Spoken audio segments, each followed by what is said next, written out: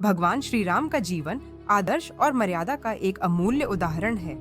वे न केवल एक महान योद्धा और राजा थे, बल्कि उनके जीवन का हर निर्णय, हर कर्म गहरे आध्यात्मिक और नैतिक सिद्धांतों से प्रेरित था।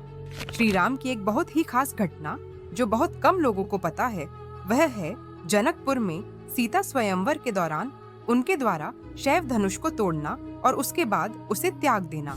इस घटना के पीछे छिपा अर्थ उनकी व्यक्तित्व की गहराई और जीवन दर्शन को दर्शाता है।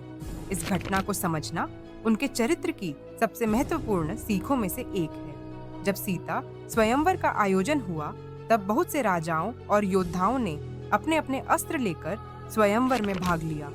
इनमें सबसे प्रसिद्ध था वह शैव धनुष, जो भगवान शिव का माना जाता था। यह धनुष अत्यंत शक्तिशाली और दिव्य था, जिसका तोड़ना किसी सामान्य इंसान के लिए संभव ही नहीं था। लेकिन श्री राम ने उस धनुष को इतनी आसानी से तोड़ दिया कि सभी लोग आश्चर्यचकित रह गए। इस घटना ने उनकी वीरता और दिव्यता का परिचय दिया। परंतु धनुष तोड़ने के बाद श्री राम ने उसे कभी भी हाथ नहीं लगाया। यह बात लक्ष्मण ने एक बार उनसे पूछा। लक्ष्मण, जो हमेशा अपने बड़े भाई के हर रहस्य को समझना चाहते थे, ने पूछा, भैया, आपने वह धनुष तोड़ दिया जो इतना शक्तिशाली और शिवजी का था, फिर आप उसे क्यों नहीं संभालते? वह आपका प्रिय धनुष हो सकता था। इस प्रश्न पर श्री राम ने मुस्कुराते हुए उत्तर दिया, यह धनुष भले ही शिवजी का है, लेकिन मैं हर कार्य में अहंकार को नहीं स्थान देता। यह तोड़ना मेरे उद्देश्य के लिए था, पूजन का नहीं। मैं शक्ति का अभिमान नहीं करता। यह उत्तर केवल एक साधारण उत्तर नहीं था, बल्कि एक गहन आध्यात्मिक शिक्षा थी। श्री राम यह समझ चुके थे कि शक्ति का असली स्वरूप बाहरी अस्त्र या उपकरण में नहीं, बल्कि आंतरिक मर्यादा, सच्चाई और धर्म के पालन में निहित है।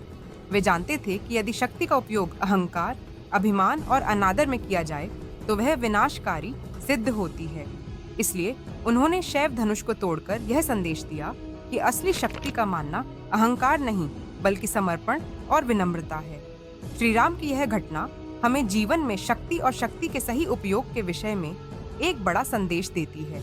अक्सर हम देखते हैं कि लोग अपनी शक्ति, योग्यता या संपत्ति का अभिमान करते हैं और अहंकार के कारण पतन की ओर बढ़ते हैं। श्री राम ने हमें यह सिखाया कि चाहे वह धनुष हो या कोई अन्य साधन, उसका असली मूल्य उसके उपयोग और उद्देश्य में निहित होता है। अगर वह शक्ति सही मार्ग पर न हो, तो वह नकारात्मकता और विनाश का कारण बन सकती है। इसके साथ ही यह भी महत्वपूर्ण है कि श्री राम भगवान शिव के परम भक्त थे। शिवजी ने भी अपने जीवन में अहंकार को त्यागा और आत्म साक्षात्कार की ओर अग्रसर हुए। इसी प्रकार श्री राम ने शिवजी के धनुष को तोड़ा, लेकिन उसे संभालकर अपने लिए गर्व या अहंकार का कारण नहीं बनाया। यह दर्शाता है कि वे भक्ति और समर्पण में कितने गहरे थे।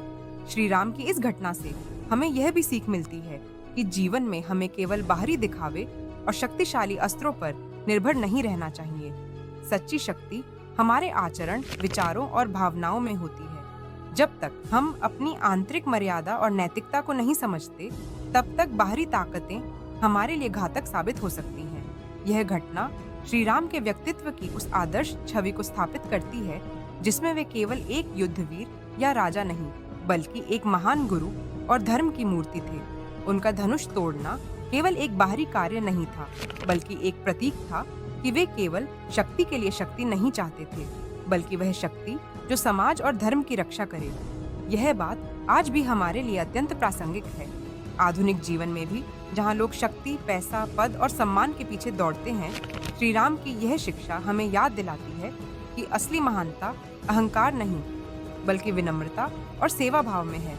जब हम अपने अहंकार को त्याग देते हैं और शक्ति का उपयोग सही उद्देश्य के लिए करते हैं, तभी हम समाज के लिए वास्तव में उपयोगी बन पाते हैं। अंत में श्री राम का यह निर्णय कि वे अपने प्रिय धनुष को न संभालें, यह भी दर्शाता है कि वे अपने कर्मों में निस्वार्थ और निष्काम थे। उन्होंने कभी अपने लिए या अपनी शक्ति के प्रदर्शन के लिए किसी वस्तु का मोह नहीं रखा। उनका ध्यान केवल धर्म और न्याय के पालन पर था। इसीलिए वे सर्वश्रेष्ठ मर्यादाओं वाले राजा और भगवान कहलाए। इस प्रकार राम जी ने क्यों छोड़ा अपना प्रिय धनुष का उत्तर केवल एक प्रश्न का समाधान नहीं, बल्कि एक गहन जीवन दर्शन है। यह हमें सिखाता है कि सच्ची शक्ति बाहरी अस्त्रों में नहीं, बल्कि आंतरिक मर्यादा, निष्ठा और अहंकार के त्याग में है। भगवान श्री राम का यह आदर्श आज भी हर मानव के लिए मार्गदर्शन है कि कैसे शक्ति को सही उद्देश्य और विनम्रता के साथ अपनाया जाए।